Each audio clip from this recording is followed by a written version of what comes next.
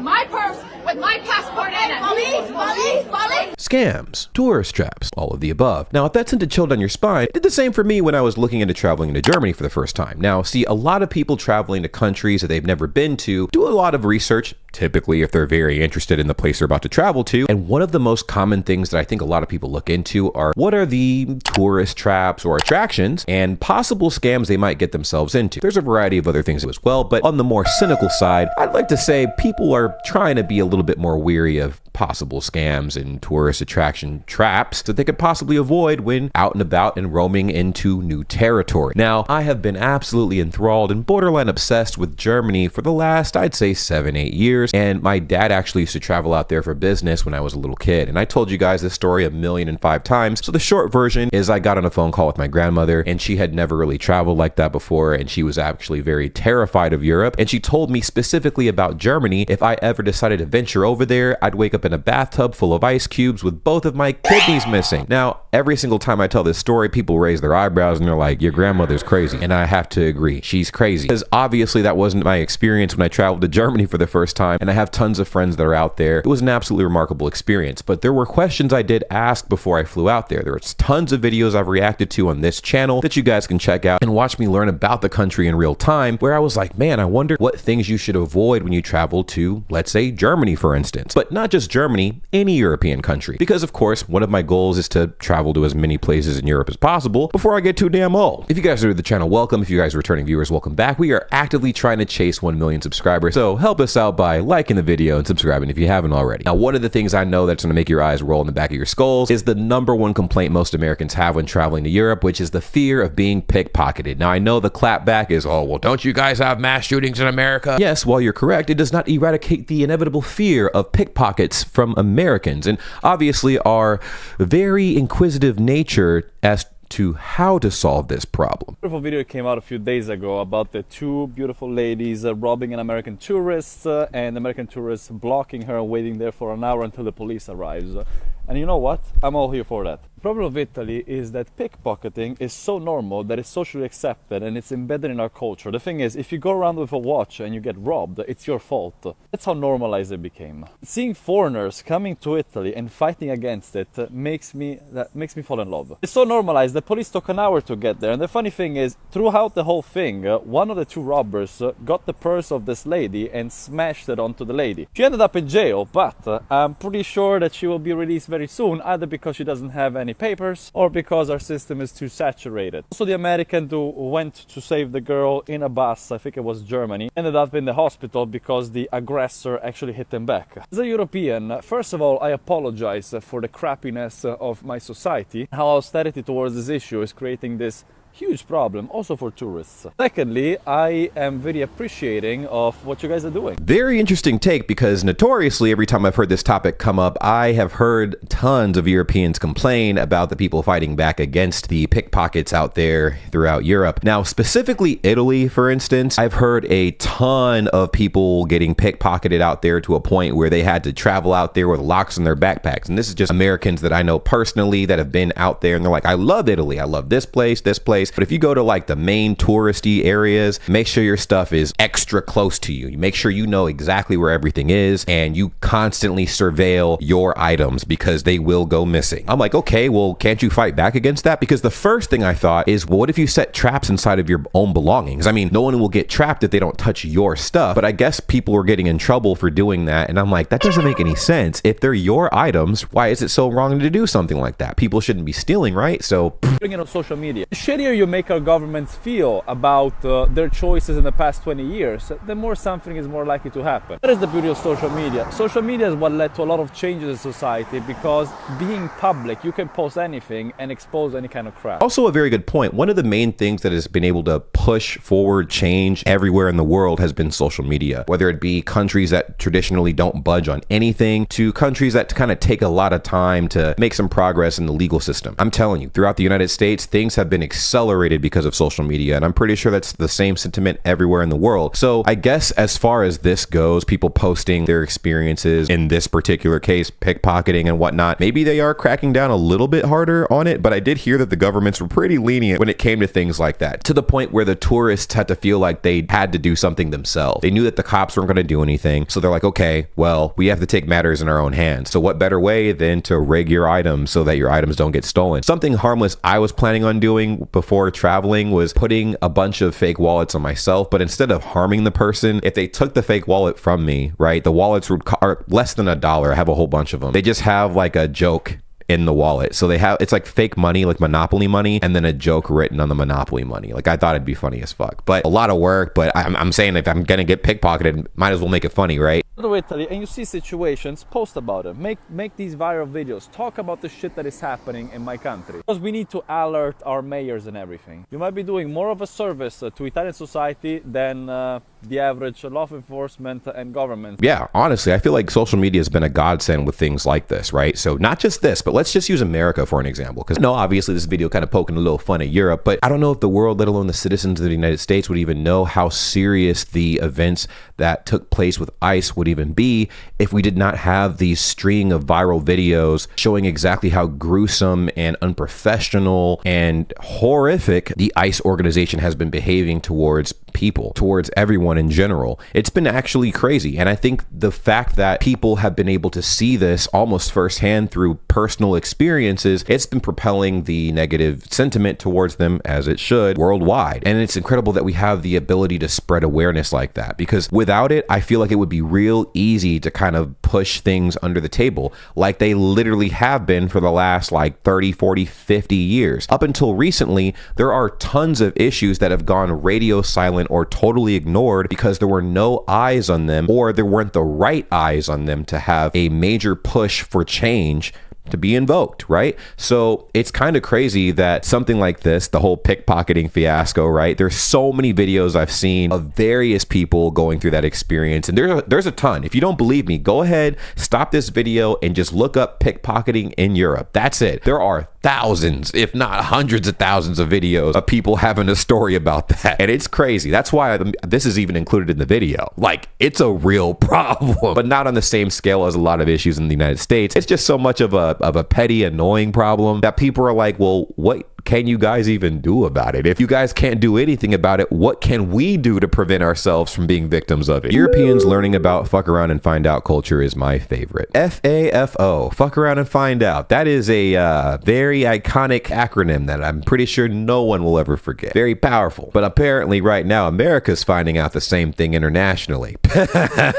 In America, it's ingrained in us that you never ever start anything, but if someone starts something with you, you have a right and responsibility to defend yourself. Now, I'm not entirely sure how that sentiment carries over in any European country. Are you guys allowed to defend yourself if something happens to you, or do you have to go through the justice system immediately and let them take the reins? Because again, that is definitely an American mindset. If something happens to you, you have every right to defend yourself. Now, I will say this, that is a US defaultism, because here in South Korea, where I'm at right now, let me tell you what you can't do. And also let me tell you what you can do. In the United States, if someone hits you, for instance, you're allowed to hit them back. It is called self-defense. Now, here in South Korea, if someone hits you and you hit them back, but when you hit them back, you hit them back with harder force, you're getting locked up, sir or ma'am. You're getting locked up. Yes, you heard that right. You can't really defend yourself. They don't do that out here. They do not do that out here. Let the authorities handle it, okay? Because especially if you're a foreigner, you're extra cooked. You can't put your hands on locals at all. Like, you literally cannot. The justice system is almost always in their favor unless they did something absolutely egregious. You just can't do it. If somebody like a local could come up to you and smack you stupid style, and if you hit them back, you're cooked. You don't live here, or you're not a legal citizen here, so you're cooked. It's crazy. If the US had free healthcare, we'd all be going full Batman. Unironically, I think that is the truth. Now, I wouldn't, because that's not my problem, not my business, not my problem. Listen, all I'm trying to do is make sure I lay low for the most part, and stay out of people's way for the most part. So I know I'm loud and I wear wild shit. So obviously I'm going to be spotted. I stand out, right? I completely stand out everywhere I go, but I'm not there to cause problems is what I'm saying. So I'm not there to rescue people or stop things from happening or whatever, but I am there to have a cool experience, learn some new things, and peace out. Why are Americans so intense about pickpocketing? Why do Americans care so much about pickpocketing? Bitch, we kill people on our Black Fridays.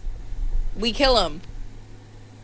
We kill people on Popeye's chicken sandwich. We kill them. That's what we do. Sorry, we don't have universal health care, right? So a lot of us are not receiving the mental health help that we probably should be. Well, there is a point to be made there. I mean, it's not right, but it explains the logic behind it. Like I said, it's not right. But literally, especially where I'm from, I've witnessed somebody almost get beat to death just for looking at somebody wrong.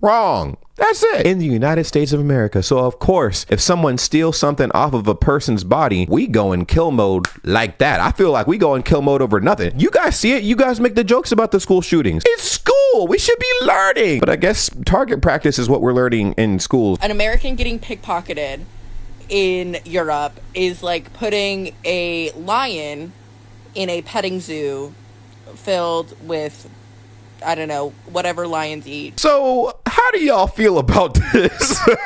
Let me know in the comments down below, because again, one of the things that I feel like a lot of people, even myself, was worried about it, and I still sometimes worry about it, I'm not gonna lie, was the pickpocketing. I mean, what are other things you can worry about in Europe, right? I mean, there are probably a few other things, language barriers and financial transactions and things like that, but pickpocketing, I'm worried about the pickpockets. I have a lot of things I'd like to, do out there and stuff, and I'm like, rats, my items got taken off of my person. And in some places, it's pretty rampant, but I'm pretty sure people have that same fear traveling to the United States with, their life sometimes, depending on where they travel to. Like Los Angeles, beautiful, beautiful city. But, if you stumble in the wrong area, your soul might get snatched. Same with Chicago, same with New York. If you are in the wrong place at the wrong time, you're dunzo bunzo. That's where your story ends. Because it's mine. True, that's it. That's why Americans care about the pickpocketing thing, because our belongings are our belongings. When you travel to any country, I know you understand where I'm coming from, but let me just humor you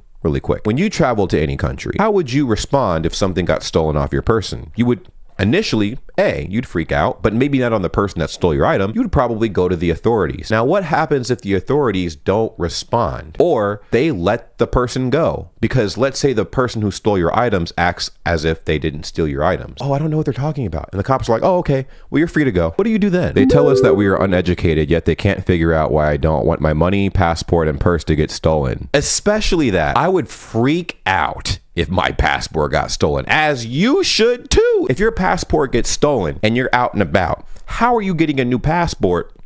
I mean, you can provide information to your local embassy, right? But you need something to verify that you're you, that they can physically see on you. Because I don't think word of mouth is going to work like that. All of these are why I thought the 100 Americans versus 100 Brits was insane to me. Throwing a snake into a bunny enclosure. Oh my God. All right, anyways, let's move on to this next video. That lady grabbed that pickpocket's ponytail and said, play with me if you want to.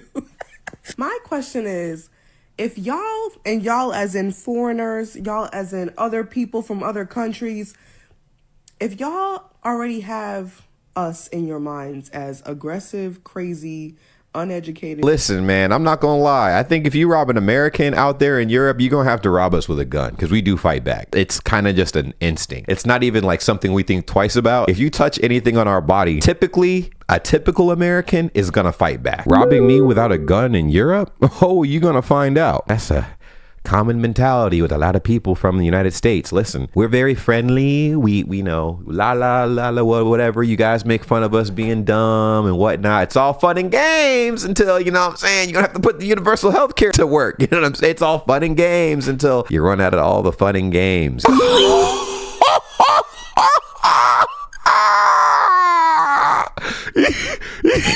Yo, that is probably the wildest thing I've seen in this entire video. This motherfucker covered his entire cell phone in razor blades. Moral of the story: Don't steal. Do not fall for this scam when you're in Italy. So this is the first scam that I saw. These guys put paintings on the floor in super busy areas, and if you step on them, they will demand for payment. If you do step on them, either say you'll pay them in front of the police or run away. This is the second scam. Somebody will come up to you, introduce themselves, and then give you a free bracelet. But the bracelet isn't actually free. After he ties it on your hand, he will demand for payment. They're really pushy, they're really aggressive, so just decline. The bracelet scam is like super common. I've encountered that myself. I went out, I was on vacation, and literally this dude's like, oh man, what's your name, bro? I'm like, oh yeah, I'm James. And like, it's like, oh James, that's real cool, man. And like, it's like, I got something for you, man. And he put it on my wrist, and I'm like, I'm not gonna buy this. And he's like, oh no, it's okay, it's free. And I'm like, okay, well, I'm not buying it. I don't have any money. And he put it on my wrist and stuff. He tied it and everything. And mind you, like, he's kind of a muscular guy. I'm a big dude too, man. I get down. If I have to, I'll get down with you. You know what I'm saying? I'm not saying I'm Mr. like Rocky Balboa, but I'll fight like you're trying to kill me. Listen, either I'm gonna win or you're gonna remember me. That's the only way that's going. Basically, he's like, okay, well, if you could just leave me a little donation or something right when I was leaving. I'm like, no, I told you I'm not paying for it. And I kept walking, and he was freaking out. He almost ran up on me, and I'm like, don't do that. And he got all mad, and he like, huffed and puffed, and he went back to his tent, whatever. And this was in the Bahamas. So I'm just saying, very common scam. If you see like people with the little bracelet thing and they're out walking around trying to sell bracelets, I wouldn't even engage, right? There's plenty of shops you can go to if you really want a bracelet. We'll do it in an official capacity and stuff. It's not the walk around type of things. The tents are kind of sketchy, real sketchy. Honestly, I wouldn't even do that. Problem is, I'm aggressive back and got a free bracelet out of it. That's what happened to me. I got a free bracelet out of it. I fight back. I'm telling you, I'm not going. The bracelet thing happened to me. Well, I'm pretty sure if any of you guys have gone through the same thing, the same scam, the bracelet scam, let me know in the comments down below, because it definitely is. It's common. It's way more common than you would think. It's annoying. It's not just in Europe though. That's why I wanted to bring up my experience. It was not in Europe. This was when I was in the Bahamas, not Europe at all. This happens literally all over the place. So just things to look out for. In last summer, we were declining the free bracelets, but the guy still put that on us anyways. I'm the only one who still has it on. Listen, the trick to these very persistent people who decide to try to scam you out of your money, especially with the bracelet scam, is walking away with the bracelet. They're going to try to like harass you, get their buddies on you, whatever. Just be willing to fight, because I'm telling you, they're going to make you keep the bracelet and then say that you owe them money. And if you don't give them money, they're going to say you stole it. If you're ever traveling in Europe, I need to tell you about a scam, not really a scam, but like a tourist trap that deals with ATMs. So in pretty much any country in Europe, you're going to see these ATMs that say Euronet. They typically are yellow with these blue letters, blue and white and yellow, okay? Now, it is a real ATM. It will give you your money, but there's a couple of things that they do are kind of sneaky, and especially when you're in a foreign country where you don't know the exact currency conversion, you're gonna lose some money, and let me just show you. So the first thing is, when you put your card in to take out money, the amounts that they're gonna show you are gonna be ridiculously high, and because you don't know the currency, you might not be aware. So like, to give you an idea, 10,000 Hungarian, whatever it's called, is equivalent to 27 euros. The numbers that it's showing, 100,000, which is equivalent to 270 euros. It's not like a regular ATM where it's going to show you like 20 euros, 40 euros, 60. No, the first numbers they show you are a huge amount of money, and let me show you why. So I chose other amount and I put 10,000. Like I said, 10,000 is equivalent to 27 euros. But look what happens.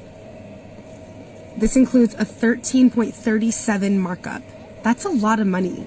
Now, this isn't true necessarily everywhere. For example, I've taken out cash at a Euronet ATM in Paris because I was desperate and it was there. And in Paris, they have a flat fee of 4 euros. And so depending on what I'm taking out, 4 euros, I'm like, whatever, that's fine.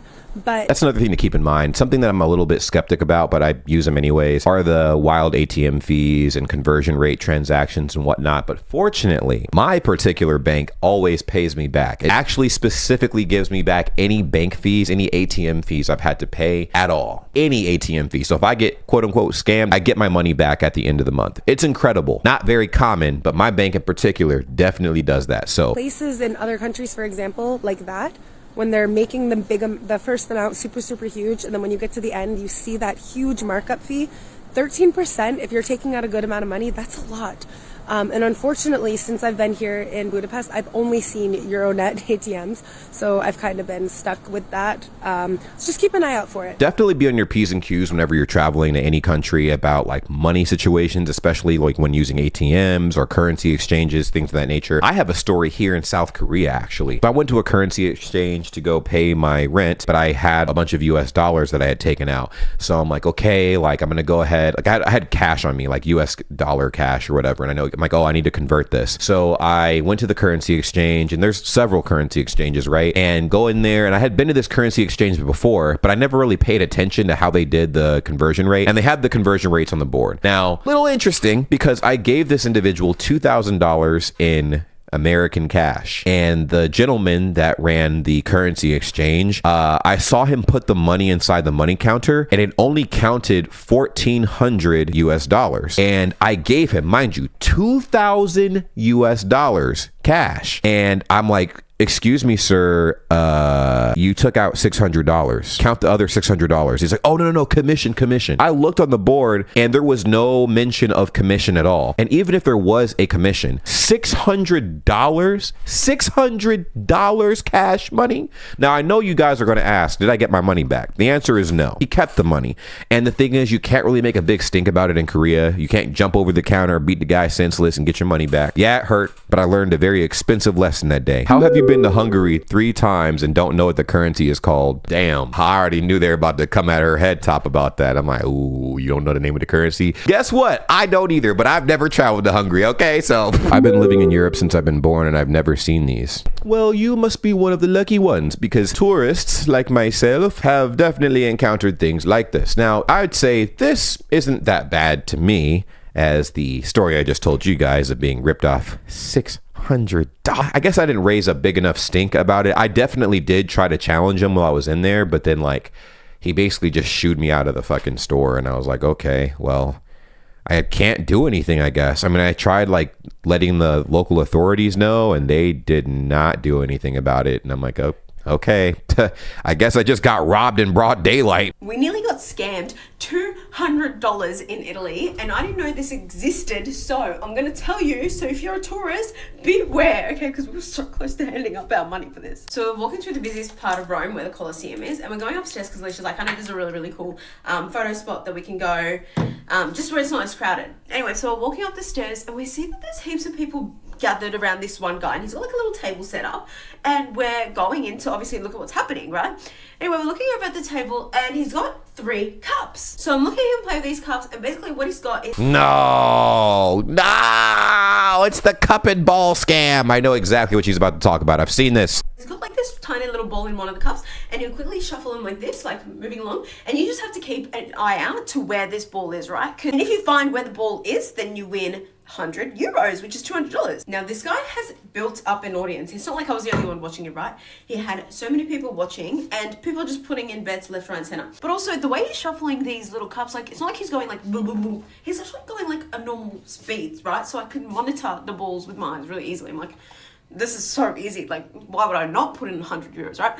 Anyway, people are putting in money, and they're not able to find where the ball is. And I'm watching it with this, I'm like, like, how do you not find that? That is so blatantly obvious. How are you choosing the wrong one, right? I'm following it so easy. I'm like, this has got to be the easiest game ever. Anyway, and I see people putting on as well, but they're like winning the money back, right? But it's the same people. So there's two people next to us and 2 people across from us that kept putting on money, right?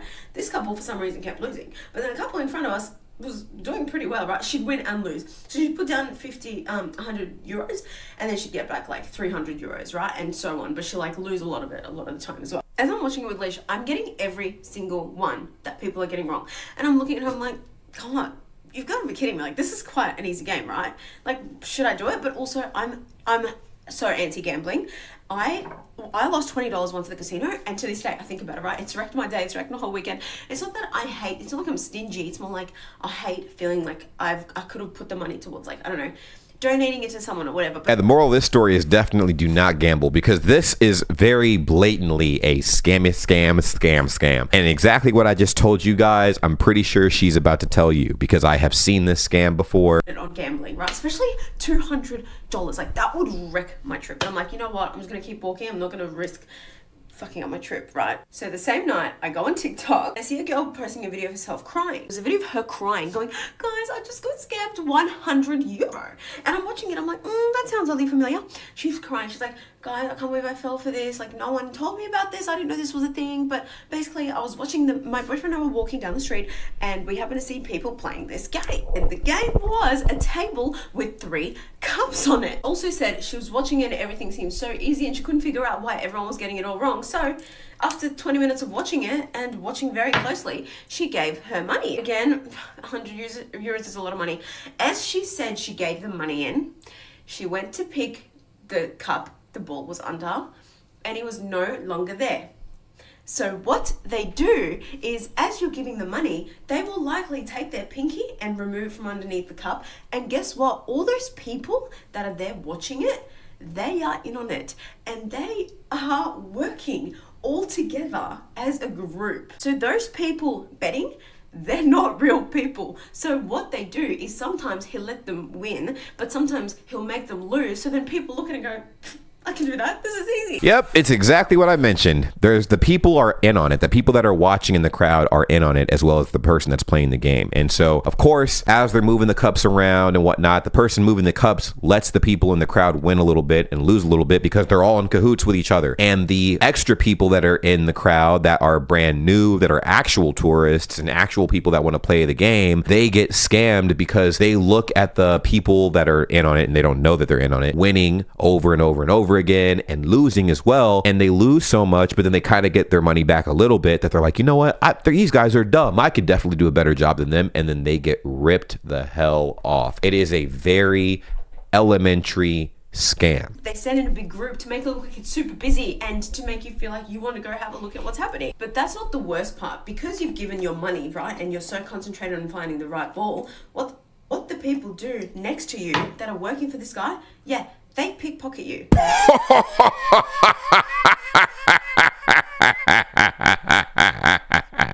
That's a double wombo combo if I've ever seen one, bro. That's funny as hell. You're already getting scammed, and the icing on the cake is they pickpocket you on top of that. Crash out of the century. Already being mad about losing the $100 that you put in the pot, that's one thing. But getting pickpocketed on top of that, whoo, wow. That is a scam that I was so close to falling for, but lucky because low-key it tired us, it didn't work for me. And sometimes they'll let these random tourists win, very rarely, to make it look like it is legitimate, but that is like 1 in 30, 1 in 20, like so rare. Take my advice, be careful. And it actually is against the law because as soon as these people with these cups see cops, they take everything and they run and they scatter. And soon enough, when everything calms down a little bit, they regroup again. Obviously, this individual is not from the United States, but also got scammed in Europe. So just it's a thing, bro. It's a thing. Like all kind of scams, man. I'm telling you. I guess I was not privy to all of these types of scams until I started seeing YouTubers posting about them, and I'm like, this is helpful. These people, it is literally a group of people that has that exact same dynamic. It could be those people, but there's tons of groups of people that do that throughout Europe, and they're like, yeah, boom, like this is the game. Hey, take part in this thing, whatever. And I'm like,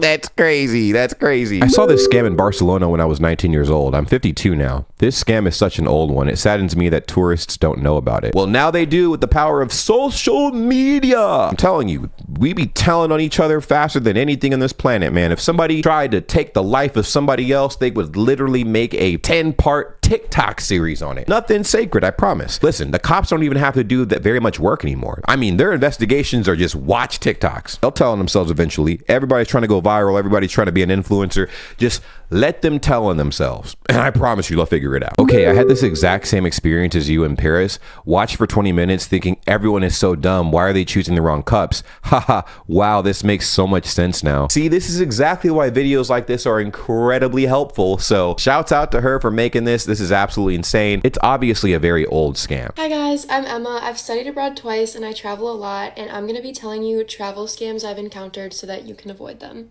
If you are studying abroad or you're about to study abroad in the future anywhere in Europe, specifically in Spain or Barcelona, you're going to want to listen up to this one.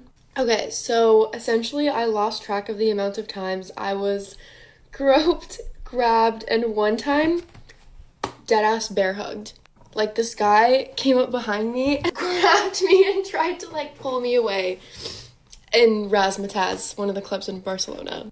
Like, sir, what happened to hi, hello? Yeah, that's got to be pretty scary. Yeah, I mean, yikes. Yeah, you got to be very, very careful of your surroundings and stuff when you go out because not everybody has the best intentions. I remember when I went to Hamburg on the Reeperbahn at night, crazy. Absolutely insane. People belligerent and drunk. It's fun, but it can get very diabolical. You know what I'm saying? I use that word a lot, but I'm telling you, it can get very diabolical. Well, the later the night rolls on and the more drunk people get, a lot of things happen. A lot of very unfortunate things happen. And I could not believe my eyes. I don't know what makes people think that they can just go ahead and do dumb shit like that. You know what I mean? Like it's scary and it's sad. So obviously I'm not going to need or want any of that vibe, but regardless, it was like insane. And it's not just me it happened to, it was happening to like all my friends. I just think that like a lot of people forget, like, you're not at your little quaint college pub called Mickey's or like whatever. Like, you are at Opium in Barcelona, which one of my friends got roofied at Opium and I almost got roofied there. I remember one time being like, okay, I don't really feel safe here because we were getting bottle service from these guys and they were really sus.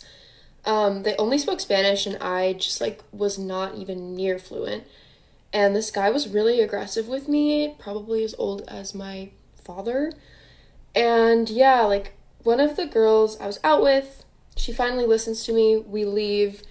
And I was like, bro, like I think I almost got roofied because they were like pouring us these drinks in like already open stuff and it was like really, really sus. That's another thing I learned in my early party days. Don't let anybody pour anything for you unless they're a bartender and you see them take the bottle from the bar and pour it in the glass. Bottle service motherfuckers, bro, I'm telling you, wicked, literally wicked. They will jug your stuff just for the love of the game. It's easy to not make the best choices when you're a bit inebriated from the alcohol already. And there were a few people I was with that just really like downplayed it. They're like, oh, sorry, the guys I was talking to were cool though. I was like, what? And then they would be like, oh, can you just like stand here while I like make out with this guy right here? This being said, I had so many good experiences at other clubs. Like, go to like the big ones that you hear about, but also like go with your friends to some smaller bars and clubs, like especially the LGBTQ scene, like in Spain specifically. I'm also a queer woman. I'm not just saying like straight people go invade queer spaces, but like have a good time. But the moral of the story is go out with people who have your back, people who share your same vibe of going out, because like, you know, it can just get a little murky. That's my main point too, because I think a lot of people, way too many people, go out with people who they think are their friends and will ditch them for the first person that they hook up with at a bar. That is a tale as old as time. There's probably plenty of you guys that have similar stories, unfortunately, like that. And I have witnessed people who were in separate groups, people I didn't know at all, that would do wild stuff like that. They would just leave a friend hanging. And I'm like, dang, what kind of friends are those? Like, with friends like those, who needs enemies, right? Be safe, please. No wallets or friends left at the club.